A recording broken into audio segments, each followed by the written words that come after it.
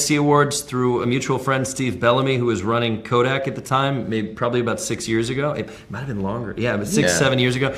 And we connected. And of course, I was begging. I loved him as an actor, and was sort of like my first angle was like, will you act in one of my movies? Will you act in one of my movies? Will you act in one of my movies? And then when we got past that, the fanboy thing that I was doing, and we became actual friends, we started talking about films we liked. And we spent a few years just like, oh, did you see this movie? Did you see? And he turned me on to a movie I hadn't seen, and I turned him on to a movie he hadn't seen, and it was Qui-Gon and Shadows of the Forgotten Ancestors and all these weird movies.